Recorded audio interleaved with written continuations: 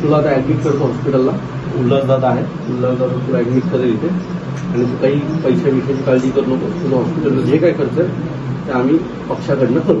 हा, बाकी तुला अजून काय मदत हवी आमच्याकडनं?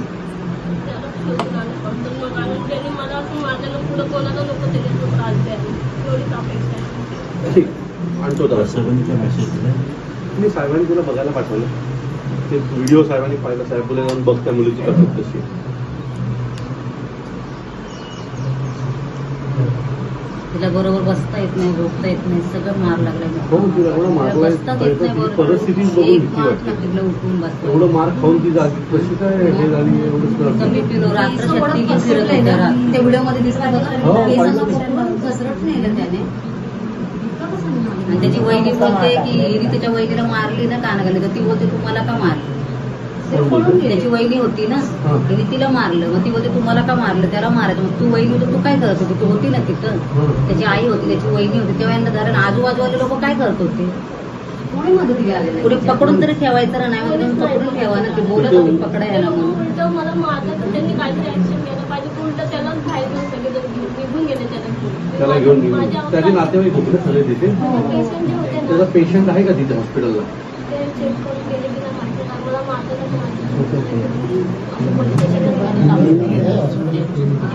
छोटा म्हणजे दवाखाना आहे. नाही, तिला मारलं तेव्हा तिने मला कॉल केला की तू पटकन अशा व्यक्तीने मारलं. म्हणून मी आली तोपर्यंत ते लोक तिकडनं निघून गेले. ती लोक तिकडनं ते लोक निघून गेले. कोणी यांना फोन केला आणि सांगितलं की तुम्ही सगळे तिथे पोचा, मी पण येतोय. आता इथे आल्याच्या नंतर त्या मुलीची जी काही शारीरिक परिस्थिती आहे त्याच्यावरनं ह्या माणसाला शोधून मारलं पाहिजे. कारण त्या बिचारीच्या ऑलरेडी जीवात काही नाहीये. आणि ज्या पद्धतीने त्यांनी तिला मारलेला आहे तो माणुसकीला कालिमा फासण्यासारखी ती गोष्ट आहे. आणि म्हणूनच आता आम्ही तिला पाहिलंय. खरं तर तिला हॉस्पिटलमध्ये ऍडमिट करण्याची गरज आहे. आणि कालपासून ती त्याच परिस्थितीत आहे, त्याच कपड्यांमध्ये आहे. तिचं एवढं छातीत पाठीत एवढं दुखतंय की कालपासून तिने कपडे देखील बदलले नाहीत त्या मुलीने. सो त्या मुलीला आता आम्ही हॉस्पिटलला ऍडमिट करतोय. आणि तिची पुढची जी काही मेडिकल हॉस्पिटलची जबाबदारी असेल ती आम्ही महाराष्ट्र नवनिर्माण सेना म्हणून ती जबाबदारी उचलणार आहोत. अभिनेत्री हा वाद जो आहे तो मराठी आणि अमराठी नाहीये. कारण मुद्दा हा रिसेप्शनच्या डॉक्टरला भेटण्यासाठी मी परत सांगतो, विषय मराठी अमराठी म्हणून आम्ही ते आलेलोच नाही. एखाद्या मुलीला असा मारू कसा शकतो? अशा पद्धतीने मारतात. आणि त्यांनी काय सांगितलं तिला? त्या मुलीने त्याला काय सांगितलं? आतमध्ये कोणीतरी आहे, थांबा. याच्यावरनं असं मारतात. एक तर त्या मुलीकडे पाहिल्याच्या नंतर तिला मारावं का किंवा तिच्यावर हात उचलावं का हा प्रश्न आहे. अशा अनेक गोष्टी घडतात. आम्ही पहिल्यांदा हात उचलतो का? आता या प्रकरणामध्ये मनसेने उडी घेतल्यामुळे खरं पाहिलं तर मराठी अमराठी हा वाद सुरू झाला. मी परत सांगतो, मनसेने उडी घेतली त्या मुलीसाठी. एखाद्या मुलीला अशा प्रकारे मारणार असाल तर मनसे सतत उड्या घेत राहील.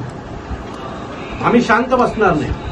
आणि अमराठी मराठी हा विषय जर एखादा बाहेरनं आलेला मुलगा आमच्या मुलीला अशा प्रकारे मारत असेल तर आम्ही का गप्प बसायचं?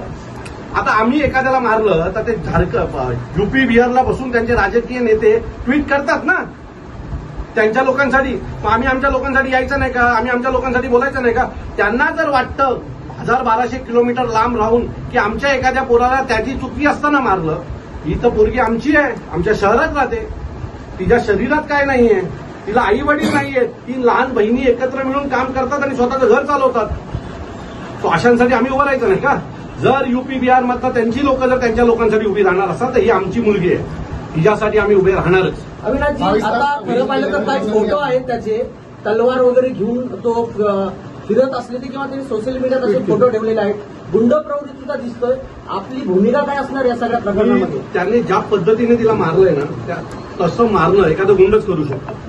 मी ज्यावेळेला मारताना पाहिलं त्यावेळेला माझ्या सहकार्यानं मी म्हटलं की हा साधा सुद्धा नाहीये, कारण ज्या पद्धतीने तो तिला बुक्के मारत होता आणि खेचत होता, लाता मारत होता, हे नॉर्मल कोण नाही मारू शकत. एखादा या सगळ्या क्षेत्रात असलेला माणूस अशा प्रकारे एखाद्या मुलीला मारू शकतो. तर हा हार्डकोर क्रिमिनल असावा, याचा गुन्हेगारी रेकॉर्ड असावा 100%. आणि जर अशा प्रकारे एखाद्या मुलीला मारल्याच्या नंतर 22 तास जर तो पोलिसांच्या हाताला लागत नसेल तर मला वाटतं दुर्भाग्य आहे आमचं. आम्हाला पकडता ना, आम्हाला रात्री 3:30 वाजता घरनं उचलता ना. ज्यावेळेला आम्हाला उचलता त्यावेळेला आम्ही मराठी भाषेसाठी, तिथल्या स्थानिक लोकांसाठी आंदोलन करत असतो. जर आम्हाला जर उचलत असाल तर हे लोकांना, या अशा क्रिमिनल लोकांना उचलायला तुम्हाला किती वेळ लागला पाहिजे? 22 तास उलगडून गेल्याच्या नंतर पण जर कुठल्याही प्रकारची कारवाई होत नसेल तर हे दुर्भाग्यपूर्ण आहे. आता त्या मुलीला ताबडतोब हॉस्पिटलमध्ये ऍडमिट करण्याची गरज आहे. कारण कालपासून, म्हणजे आता जवळजवळ 24 तास होऊन गेले, ती मुलगी त्याच त्रासात आहे, तशाच प्रकारच्या दुखण्यात आहे. तिच्या छातीवर, तिच्या पायावर डाग आलेले आहेत आणि मला वाटतं तिला हॉस्पिटलमध्ये ऍडमिट करणं गरजेचं आहे. मी तिच्याशी आता बोललो, ती बोलली की दादा मला ऍडमिट व्हावं लागेल, कारण मला आता तिला जो काही पेन आहे तो तिला सहन होत नाही. पुढे काय ज्या पद्धतीने खंत व्यक्त केली किंवा दुःख व्यक्त केले की तिची फक्त चुकी नाही, फक्त बाहेर पास होणं. मी परत सांगतो, तिच्या बिचारीची काही चुकी नाही. तिने फक्त एवढंच सांगितलं की आतमध्ये डॉक्टरांकडे कोणीतरी बसलंय, तुम्ही 5 मिनिटं थांबा. या गोष्टीचा त्याला राग आला आणि त्या गोष्टीवरनं त्याने मारलंय. आता असं समजा की त्या मुलीने त्याला आत सोडला तर त्या डॉक्टरने हिला सोडलं असतं का? त्याने हिला कामावरनं काढलं असतं तर दोन्ही बाजूनी मरण त्याच मुलीचं झालं असतं. तो ज्या बोला आरोपी पकडल्यानंतर आपली काय भूमिका नाही, आरोपी पकडलाच गेला पाहिजे. अशा प्रकारे मारल्याच्या नंतर जर आरोपी तुम्हाला भेटणार नसेल तर मग काय आम्ही आता आंदोलनं करायची का यासाठी? पण आणि नाहीच पकडलं गेलं तर खरंच आम्ही पोलीस स्टेशनच्या दारात आंदोलनाला बसू. पोलिसांनी जर पुढच्या काही तासात त्याला पकडलं नाही तर पोलीस स्टेशनला, आम्ही पोलीस स्टेशनच्या बाहेर बसून आंदोलन सुरू करू. मुलीलाही तुम्ही सांगितलं की मनसैनिकांच्या ताब्यात भेटला तर आम्ही आमच्या, ज्या पद्धतीने त्यांनी मारला नाही, महाराष्ट्रातल्या प्रत्येक मराठी माणसाला राग आला असेल. प्रत्येक मराठी माणसाला वाटत असेल की हा हातात भेटला तर याला सोडणार नाही म्हणून.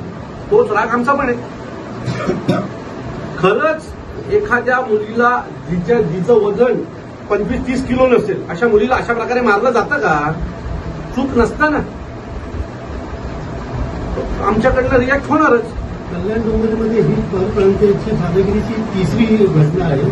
पहिलेही अशा प्रकारे देवपूजा असेल किंवा सोसायटीची सत्यनारायण पूजा असेल आणि आताही ही प्रकार घडलेला आहे. या सगळ्यांकडे आता मनसेकडनं कशा प्रकारचे, मी तुम्हाला सांगतो, याला जबाबदार इथले राजकीय नेते.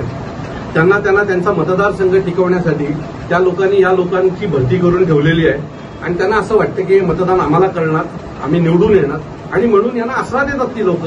आणि त्यांच्यामुळेच, त्यांच्या लाचारीमुळेच हे लोक इथे माजलेले आहेत. त्यांना माहिती आहे की आम्ही इथे काही केलं तरी आमचे राजकीय पुढारी येणार, आम्हाला वाचवणार. त्यांना काही फरक नाही पडत की तुम्ही कुठल्या मराठी माणसाला मारला, कुठल्या गरीब मुलीला मारला, त्यांचं काही घेणं देणं नसतं. त्यांचं घेणं देणं फक्त मताशी असतं आणि त्या राजकीय नेत्यांमुळे आजची ही परिस्थिती महाराष्ट्रावर ओढावलेली आहे. थँक्यू.